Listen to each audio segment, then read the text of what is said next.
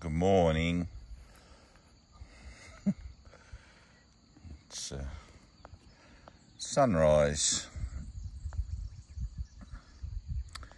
in Mackay, Australia. Looking easterly. I don't know if you can see the little mountain there. Tiny little peak. That's where I used to live, just down the road. For the time being, I'm in the lee of Mount Blackwood, which is hardly a mountain, more like a big hill, but for some reason they call it Mount Blackwood. Pardon me.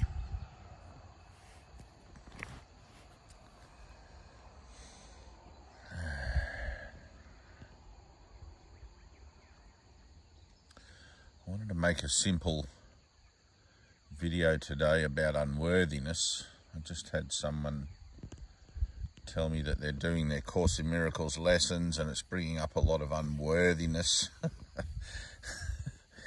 which is good. It's a good thing.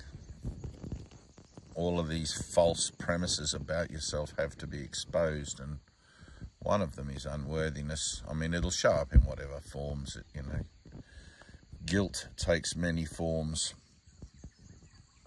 And the idea that I actually believe I've done something to change eternity or to corrupt creation,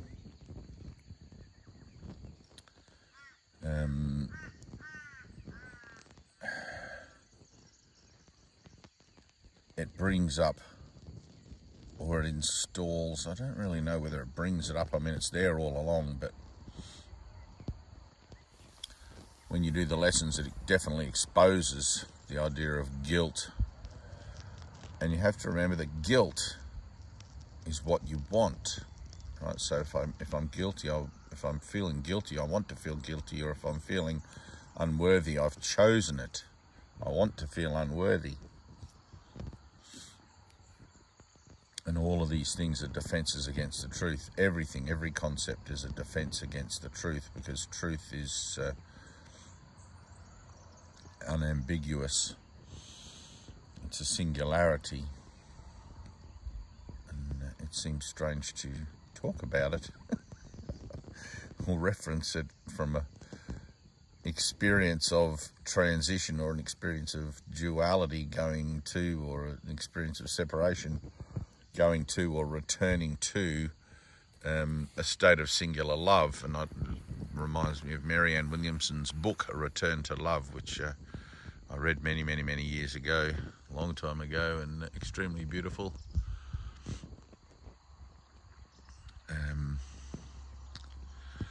So guilt and unworthiness and all these sort of self-defeating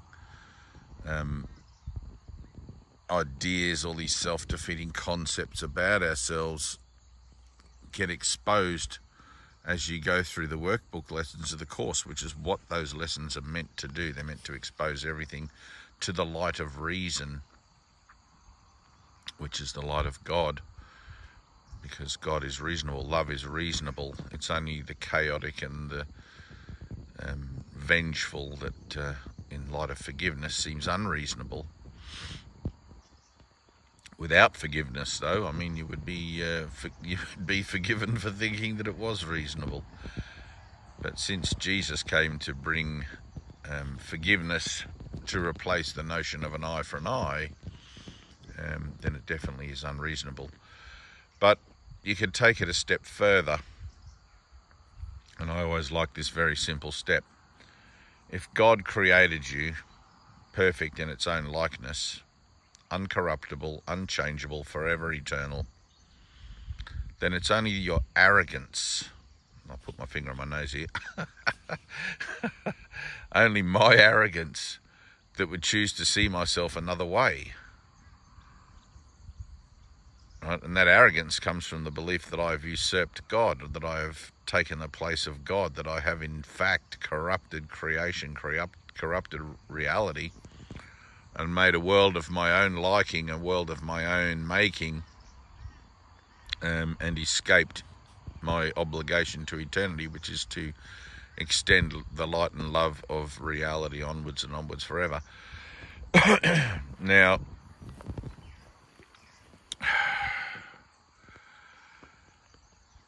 it's not everyone who's going to pick up A Course in Miracles and read every page, every word on every page and go, hooray, I love this.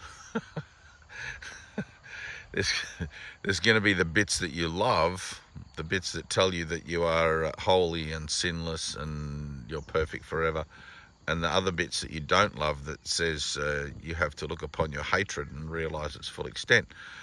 And that's, if you were reading the Blue Book, that's, I think, the very first line in The Fear of Redemption, which was a big one for me. So we've got all these beautiful premises about ourselves that are true, that are the actual matter of the fact, instead of the ones we imagine about ourselves. And then we've got this work to do.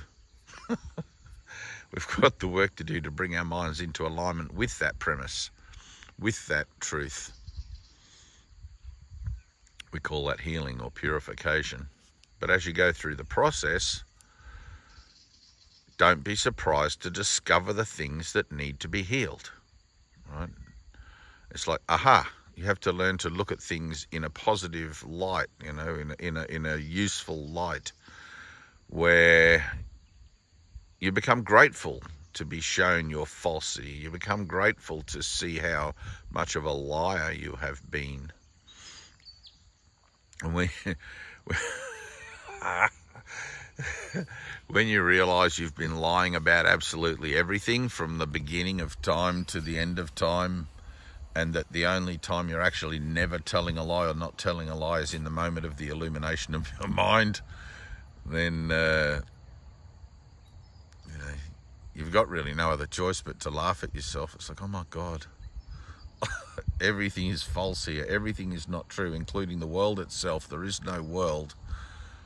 And all of my concepts and thoughts and ideas about myself within it then are pointless and meaningless, including my worthy or unworthy.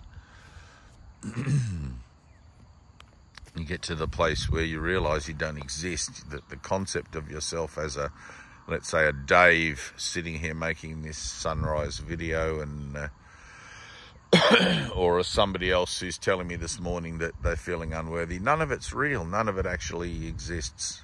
And there's nothing happening now. I'm not making a video and no one's listening to a video.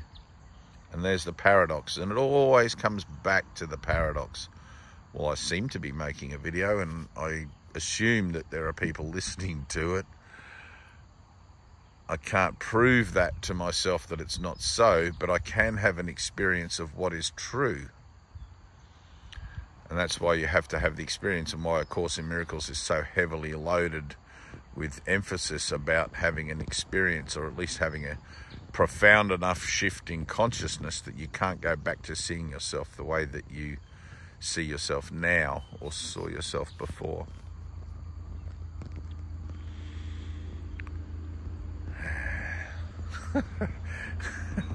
It's just funny. It's just funny. Everything's a lie. It's like, oh, thank God. That's why nothing makes sense here.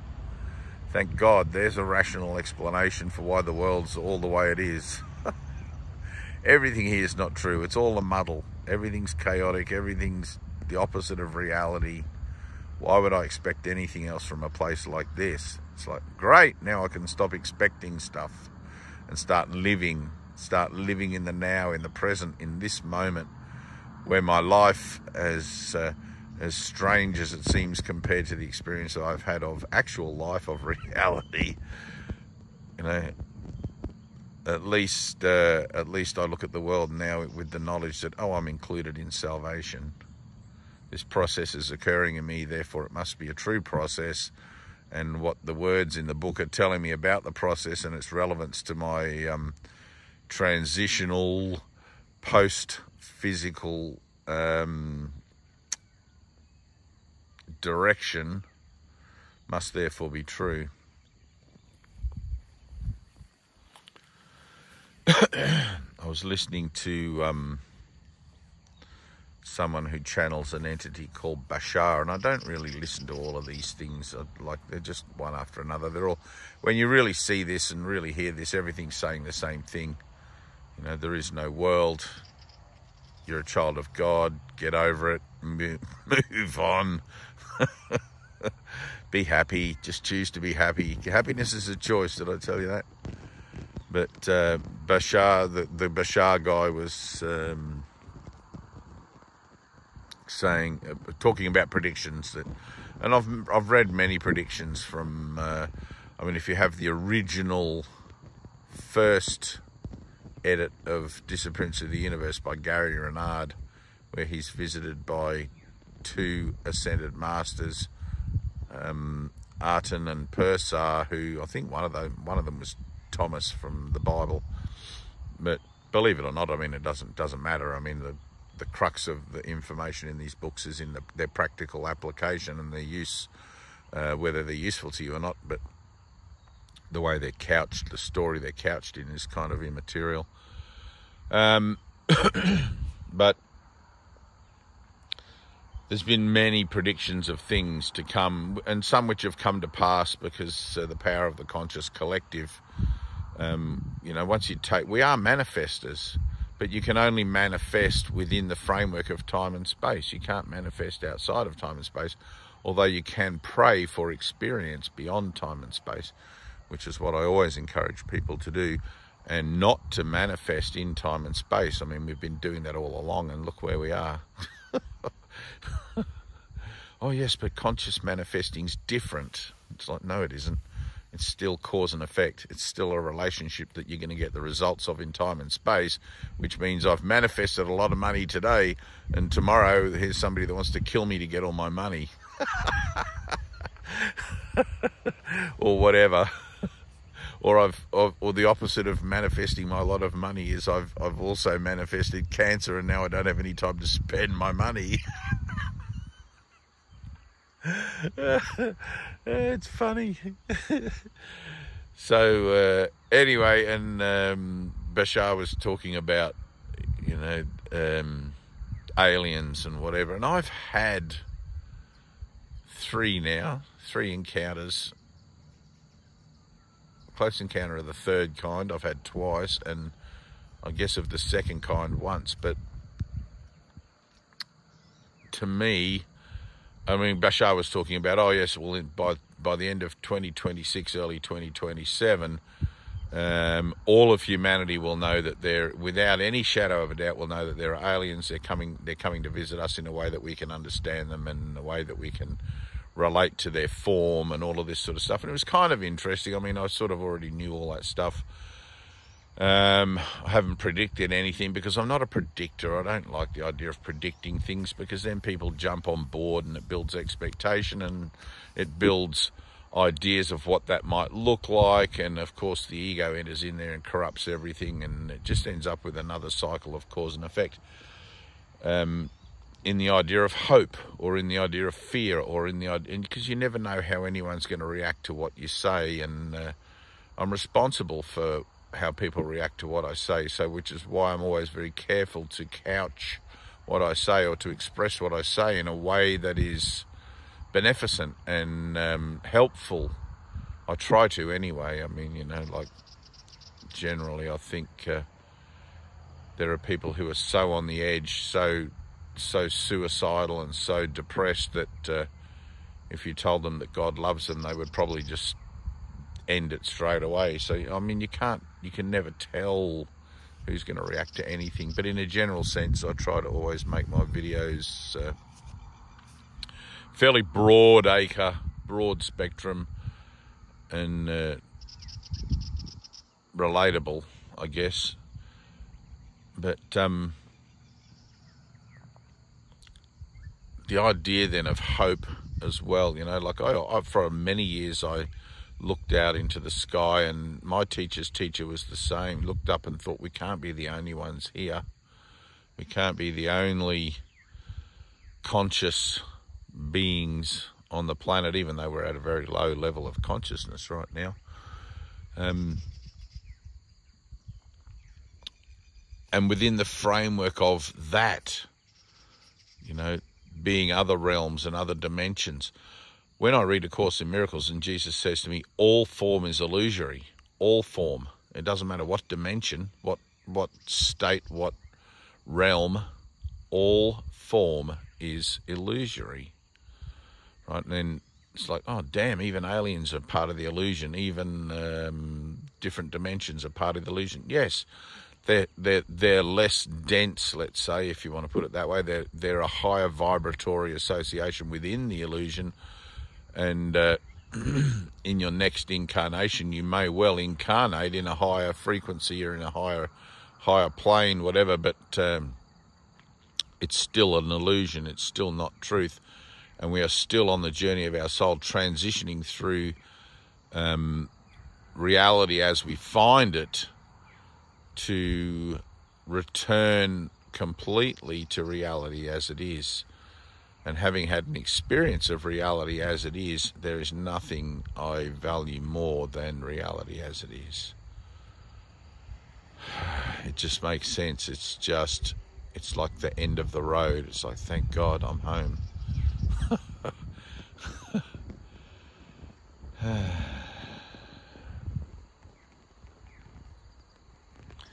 I don't get so choked up anymore thinking about home. It used to really stick in my chest, you know. I'd think about eternity and how much I wanted to be back there, how much I wanted to be, you know, like back there in a sense in the journey, but also with the realization that's where I actually am dreaming. I mean, you got all eternity. You got all eternity. What's a couple of 100 billion years in a dream? Nothing. It's nothing. God and mind dreaming.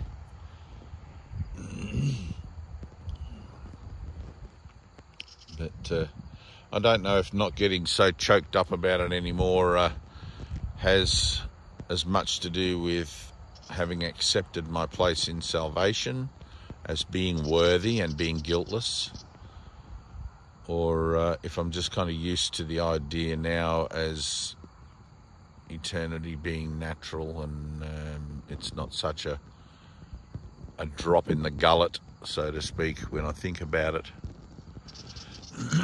Don't really know. I might sit with that one for a minute, but a little bit of mist coming up, fog, whatever you call this stuff. Anyway, the crux of this video was like, remember that when you go through these workbook lessons, you're going to come across all this stuff, these hidden agendas and hidden ideas of yourself that just aren't true. God created you like itself. You cannot be separate from God, because God is everything, which includes you, in the form as well as in the formlessness, as well as formless, you know, in the dream as well as above, so below.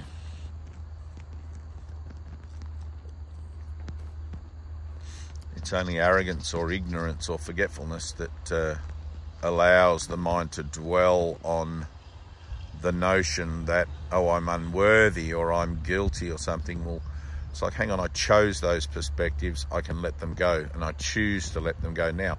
And this is the power of the mind, is choice.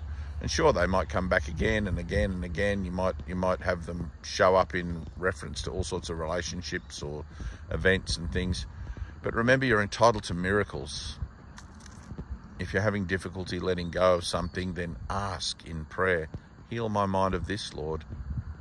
I'm trying. Obviously, I don't want to let it go. You're not a victim, remember. You're never a victim of anything. It's either you do or you don't. And if it's not going, it's because you don't want to let it go, because somewhere, as yet undiscovered, you obviously have a use for it, or think you have a use for it. And you can't let it go whilst it's still anchored to the bottom of the ocean, or bottom of your mind. These things have to be exposed. All the rocks have to be turned over, and you know, leave no stone unturned, as they say. It's all really the one thing. If you could do this totally with one perspective, you know, like guilt, I feel guilty. If you could get to the bottom of that, then it wouldn't matter what attribute of denial you found yourself in. It's the same thing. It's like a house of cards. You get to the foundation and pull out that foundation stone, the whole thing comes down. But most people have this slowly evolving training program where they remove one card at a time, and sometimes a few cards fall, and like dominoes, one sets off another, off another, off another. But that can take quite some time. You know. For me, being a dark night of the soul guy, it happened all at once. And then I was left to deal with the mess afterwards for several years. For a lot of years. Probably close to 10 years, although I think at about 3 years I started to realise I was making some progress, which was good. I was starting to feel a lot better about myself then. Anyway, remember, denial is chosen. To experience separation from God, it's consciously chosen. You are entitled to have an experience right here, right now, because you are a child of God right here, right now. You are worthy. And learning not to listen, this is the whole point of the mind training, learning not to listen to that voice in your head that just goes yak, yak, yak, yak, and tells you all this stuff.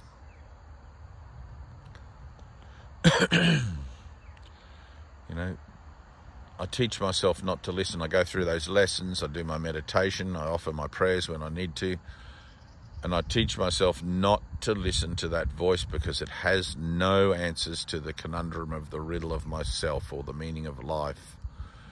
None. And it will get violent and aggressive and horrific and horrible and ugly to try and keep me from pursuing my own spiritual truth. It's like a spoilt brat. You just ignore a spoilt brat, and the spoilt brat has nowhere else to throw its tantrum at. Eventually it just fades away to nothing and you don't hear it anymore. But it takes ongoing practice. You know, the price of peace is eternal vigilance. Set your goal as peace, and then whatever occurs throughout the day to disturb your peace of mind is the subject matter for your application of forgiveness, for your lessons in the workbook, for your meditation, for your prayer. That's what's in front of you here and now. That's what you're looking at. Be about it. You know? And remember, Jesus has already atoned for the whole continuum, right? So this is a really nice fix. You're already living in resurrection, so it doesn't matter how many incarnations, you're headed to the Holy Land.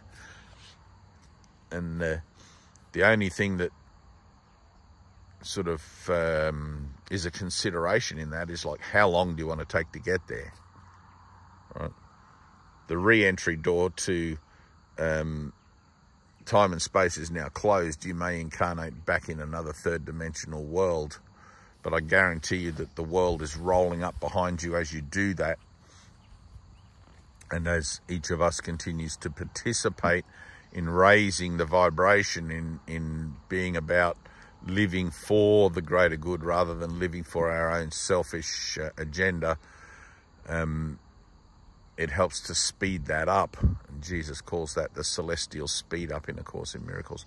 We're in a speed up now. Like, the fix is in. You can't fuck this up. You can't get it wrong. All you can do is study harder. Study harder, pray harder, like really try to get a scope on just how real this is in your life. Just how, I mean, if even, even the idea that this book, if you got the book and you're holding it in your hands and you're looking at the cover, it's like, this comes from fucking Jesus. This book comes from Jesus, channeled through Helen, comes from Jesus, from a mind already out of time, from a mind who is in charge of salvation, who already raised up from the dead and went, ta-da, look at this, put your fingers in here, Thomas, and see that I'm not dead. There is no death. And shattered the foundation stone of time and space in its entirety for us.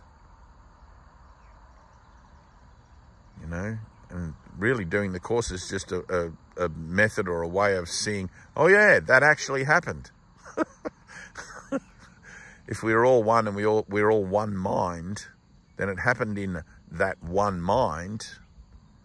All I've got to do is tap into it. All I've got to do is get into that frequency by getting out of my separative agendas and my separative perspective on life, and learning that I'm one with all things, and starting to harmonize and vibrate on that, in that frequency again.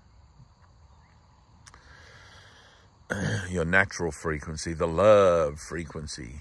It's all about the love. All right, I love you guys. We've got a Zoom on, for me it's Sunday. For you guys in America, it'll be Saturday. Contact Tyna. She'll pop her link down below in this video, as she always does. She's an angel like that. And we'll see you Sunday. It's going to be in the afternoon, which will be late at night for East Coasters, and probably evening for West Coasters in the States. But Tyna will put a time converter down there, and I hope to see you guys all there, because it's really important to have support and have just like-minded people, like-minded beings joining together to realize their oneness, and join into that miraculous moment, you know, where you have these light bulb going on in your mind, and you're like, oh yeah, I don't have to worry. The fix is in. Jesus is in charge, not me. Repeat that to yourself 100 times. Jesus is in charge, not me. By the time you get to about 40 repetitions of it, you might even start to believe it. You know? It's a tenacious thing, ego. Like, there's the doubt. It's like, oh, come on, man. Come on. Have an experience. Let's get rid of this doubt stuff. Don't need it. God is a fact. The Father and the Son are one. You're living in the resurrection. There's nothing to worry about. Just do your lesson. I know it's hard going. I know it's all the bullshit. It's like training to be a brain surgeon or some freaking thing. Astronaut. You know, it's like, who wants to put themselves through that rigor? But anyway, we're capable of it because we're children of God. I mean, look what we've done to the contrary. Isn't this amazing? I mean, look, you've got this beautiful sunrise and everything. It's like, but it's only a manifestation of the mind. How then is it any more difficult to manifest truth if that's what we are? It's like, oh, I don't remember how to do that. It's like, of course you don't remember. That's why you need 365 lessons. You're in a coma. You're in a dream. You're in this state, unnatural state, unlike your true formless reality. I love you, and see you in the Zoom. Peace.